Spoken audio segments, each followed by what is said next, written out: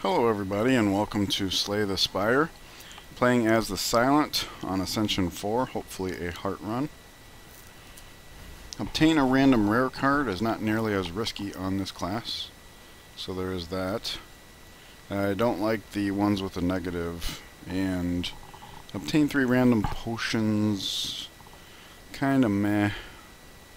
So 1, 1, 2, 2. Either of these could be 3 coming through here. So let's take a look here. Campfire, campfire versus just campfire. So probably this. And it's nice because we have so many options as far as like changing paths. Looks like we can do our 3 easy fights coming this way. And then get a campfire before the first elite. So let's see what rare card we get. Malaise. Well, I know Baylor likes that card, and I know why. I gave it no thought at first, and then when I saw one of the more popular streamers liked it, I gave it a shot, and it makes sense.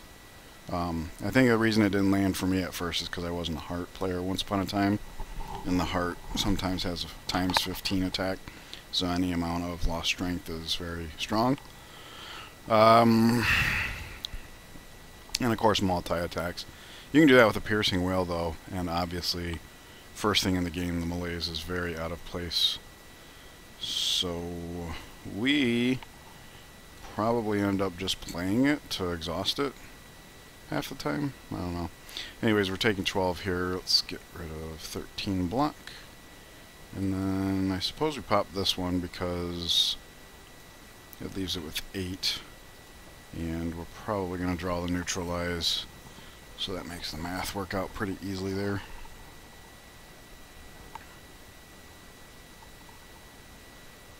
Yep, okay. So do that and that. No block, because we had it all in our hand in the opening. Let's pop the curl up and then use the Malaise to weaken them. Yeah, it would have been 4, but it's actually 3. So that's kind of nice. As far as relative to Neutralize. And there we go. We're done with the first one. Distilled Chaos on a class that can actually afford to play it.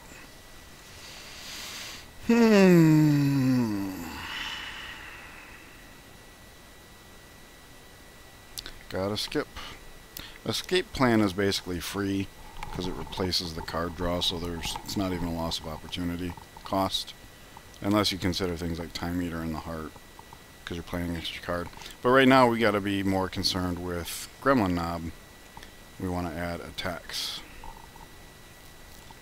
So part of me wishes we had gone the other path where we would have had one more hallway fight, but would not have known that. And if we can't improve the deck, then hey, this could be a way to get rid of the Malaise. Normally this class wants to get rid of strikes first, and we haven't even added another attack, so that would be kind of bad. I don't even know what you get for offering up a rare. Ah, max HP 10. And full heal, because we were like 3 under or something. Cool. So Malaise, our starting bonus ended up being plus 10 max HP and plus 3 health. Alright, so we can block what's coming and half kill this guy. He's getting ready to weaken us, though. That's going to make finishing off the kill a little problematic. Might have been better to just fully kill him off. We can do this and this. I was thinking this and this here, and then I guess it doesn't matter which way we do it. Wait, yes it does. Because we do 2 damage here versus none. Okay, so we'll do it this way. And now the survivor's full block.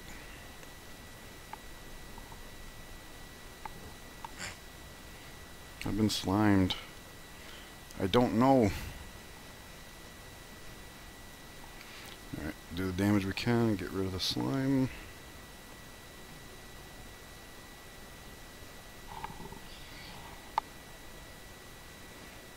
Okay, do the damage we can, get rid of the slime.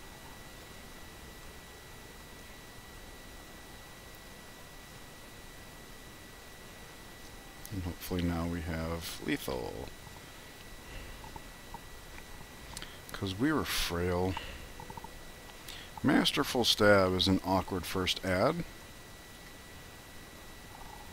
But we do need to add attacks, and it is a big number, so seems good. Hey, we can just unload everything here. Whee! 5 cards in 1 turn.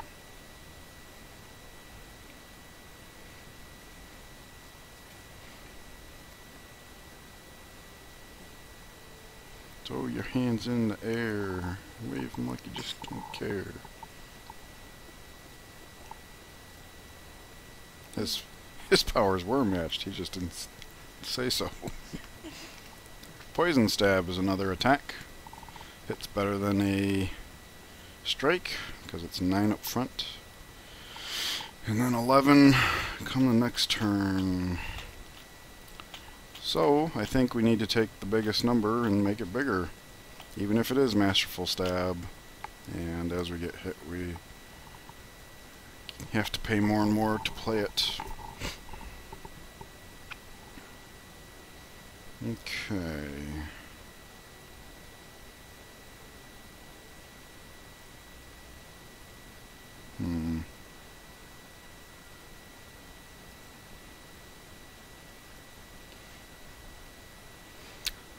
Because we can do everything we would want to, I'm just going to go ahead and drink the potion here and see what happens.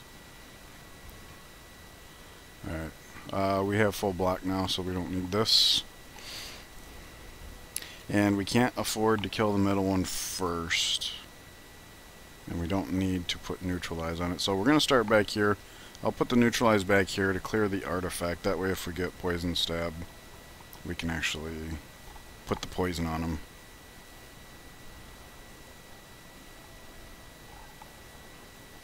I guess one of the downsides to playing the Distilled Chaos is we shuffle the deck now and get the days running in.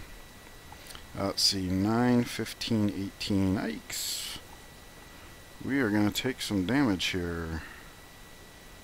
If we defend instead, we reduce it to 1 hit, which matters in terms of Masterful Stab. So I like that idea. And we also can use the neutralize here to weaken him, and now we can do that. So we only take 7 as opposed to the 15 we were going to take, which is great. And now, with the poison rolling here, we don't have to do quite as much damage to him.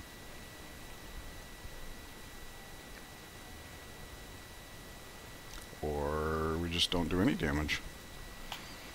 Okay, so the two together are still diluting the deck pretty powerful, which is unfortunate, but what are you going to do?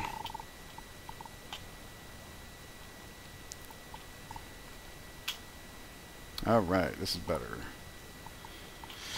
And gotta block what we can, so unfortunately we weren't able to save the Masterful Stab. We're going to get hit a second time anyways. At 2 energy, it's basically on par with 2 strikes rolled into 1. Or would be if we hadn't upgraded it, so that's not entirely true. But what I was going to say is with the days coming around, sometimes you can only play so many cards. So the fact that this is cost 2 right now is actually not that big of a problem. And we'll do that, and then we can strip away his artifact, and it should be relatively smooth sailing from here. We do have a large number of dazed in the deck yet, so I don't know if we're going to be able to achieve full block when we need to, but we did this time, so hooray.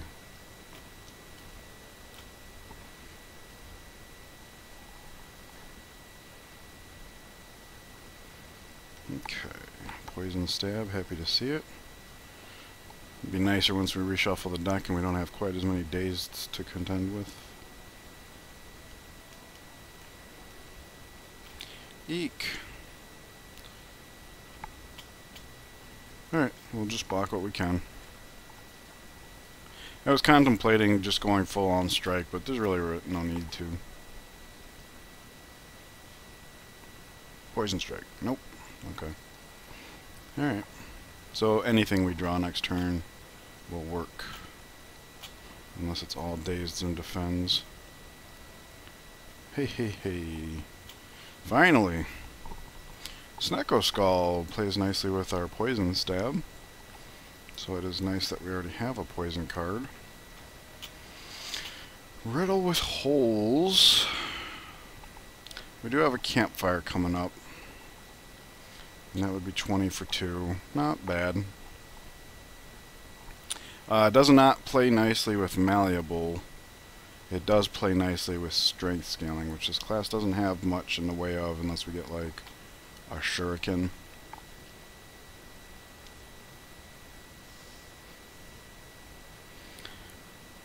I'm very tempted to pass just because it does cost 2, and once the silent gets rolling, they usually want to play a lot of 0s and 1s. So I'll go for a skip here, although I think taking it, because it is an attack, could be helpful. We might want something like that come the next elite. Neutralize to give it 2 weak or more poison. Since we got the skull, I think we'll do the neutralize first. We don't necessarily need more poison since the Snecko Skull already does that for us. Oh, maybe we get it upgraded anyways? Nope. Okay.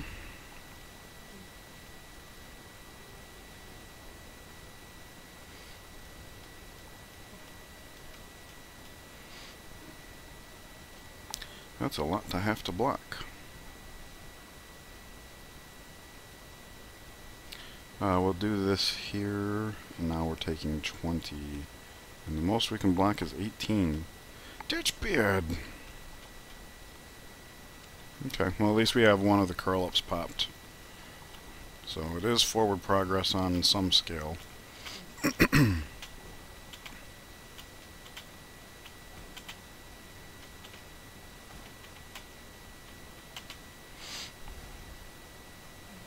16 kills one outright, so that's good, because now we don't have to tend to... I want to pop the curl up here, and then we can do this. The only reason to do it the other way, of killing this guy off, is to avoid the web. But with the curl up popped, I think even with web we can function here.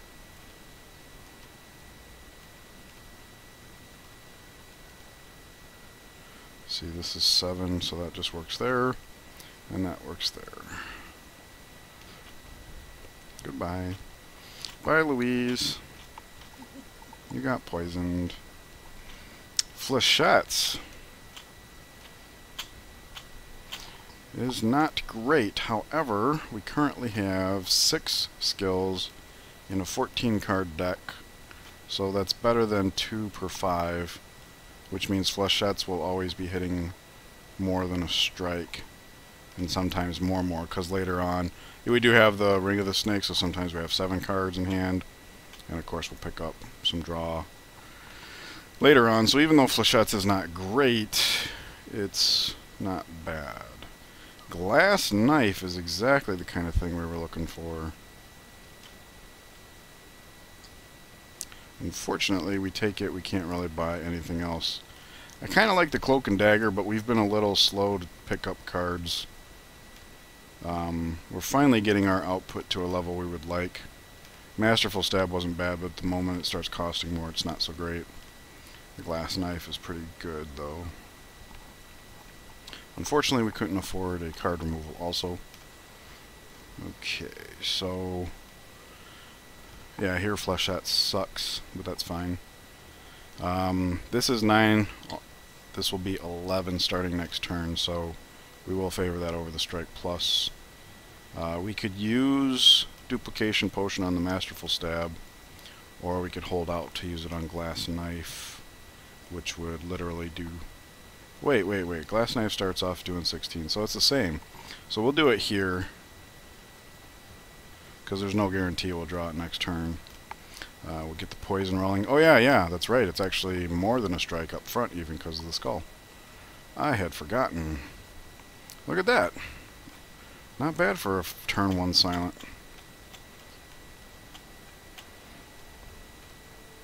You don't scare me. Oh, we did get the glass knife. Check that out. Because this is just lethal, ain't it? Sure is. Good night. Bye, Gregory. Pen nib.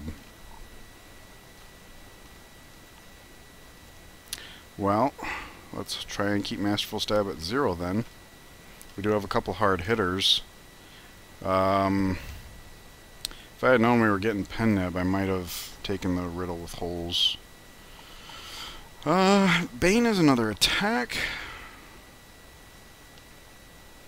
We are going to be playing into poison, so we could take that, or we could take Tools of the Trade. I kind of like Tools of the Trade. Once upgraded at 0, so that's helpful. It helps filter as far as like getting the defense and strikes when we need defense or we need strikes. We could tailor flechettes to be optimal on the turn we choose to play it. We can get back around to our heavy hitters.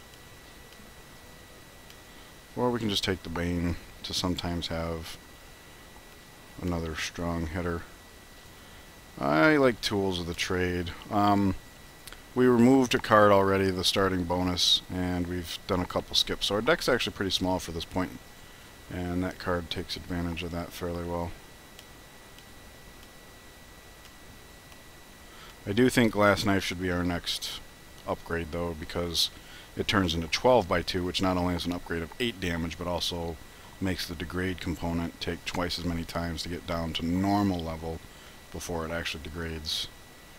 Which, if we keep our deck size down, might actually become a factor. Alright, so we can overkill this guy to get the 8 off the table, and then just block what we can. Alternatively, we take 20 and all we can block is 15, so we'll take 2 more damage this way, but simplify the remainder of the fight. And since... Oh! Excuse me. It is. Okay, I forgot. Alright, I forgot the Masterful Stab was 0. So we actually take less damage through that line than we would have. Alright. Now we have the Tools of the Trade in play. It is a slow card because there's the opportunity cost of the card you drew, it, and then on the next turn you draw 1 extra card, and then the turn after that is when you actually start getting into a net positive. So obviously Flechettes is absolute garbage here. We have 0 skills, so let's get rid of it so we don't accidentally play it. And we really need to try and just finish him off here, because we cannot block that. And we managed. Pen Nib's getting ready to go off. Distilled Chaos.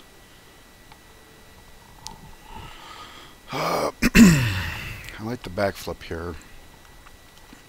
With the Pen Nib, the Cloak and Dagger actually makes a little more sense, doesn't it? It is another attack while blocking, whereas this is a block that draws us cards. With the pickup of the Tools of the Trade, the card draw is not as valuable as it would have been without. But the Pen Nib likes the Shiv here, and we can upgrade this to give us 2 Shivs, so that's pretty good. Unfortunately, I still think our next upgrade should go to the Glass Knife. Hey, second verse same as the first here. We got, and if we do draw Flechettes, it's 12 right now. So I'm going to do this again just like we did last time. Hey, we did get the Flechettes. Look at that. I forgot about the Pen Nib, so I'm glad Flechette set us up without actually doing the damage. Speaking of doing the damage, this does 32. We can just nuke this guy outright. That seems good. We are able to kill him before he can even dilute our deck, so it won't go as slow as it did the last time we fought these guys. And we already have full block, so we don't have to attend to that, which is great. Might still start on this guy next, just because he does have lower health. So let's strip the artifact there. We'll put the blocks in there, and then we'll get this Shiv thing going here. So yeah, if that had been backflip, we could have just drawn into who knows what, spent the energy, whereas this way we get another block out of the card, or another attack out of the card for the Pen Nib. Alright, so we can do 16 damage. Not quite lethal here, but that's okay because we can achieve full block. So let's do that. Protects the Masterful Stab. And now even neutralize will finish him off. So definitely going a lot better than it did the last time we saw these guys. Flechettes is garbage here. Alright, but luckily we don't actually need the block. Unfortunately, the poison gets sunk. But everything's under control now, so the Tools of the Trade's in play, so we should be able to have better control of making sure we can block. Yep, see, block, block. And boom, boom, boom. 12 is still better than 9, so that's what we get rid of. Or do we have lethal? We might have lethal, because Pen Nib's coming up, right? So 8, 9, 10, for example, that's, yeah, 32. That's almost lethal by itself, so it doesn't matter what we discard here. This case is closed. Ice cream! Poison Stab number 2, don't mind if I do. That's pretty darn perfect. Okay, so tough decision. Is it Glass Knife or is it Cloak and Dagger? With the Pen Nib, doing this sooner rather than later has dividends. And then, of course, Glass Knife just hits hard. So I guess they really both play into the Pen Nib, right? This helps build it up. This helps unload it effectively. Any way you slice it, I think the Glass Knife is just the better upgrade. Act 1, we tend to work on our damage output. Okay. Is it worth putting Tools of the Trade down? I'm guessing yes, because we actually have a couple turns of setup.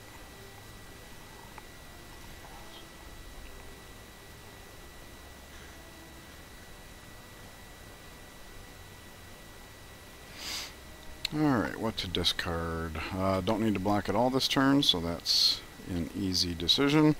And we get some ice cream value right off the top. Not bad.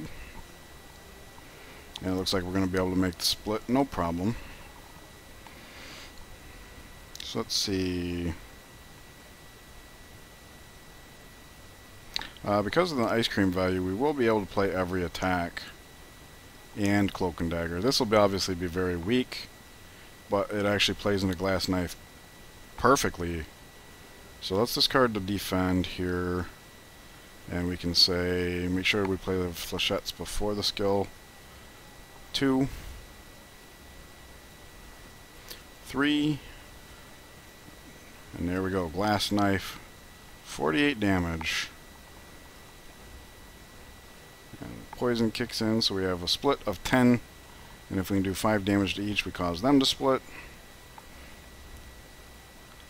Nice. Let's get rid of defend, I suppose. Masterful Stab there, that's more than 10, and this is exactly 10. Easy peasy. Power Potion, alright.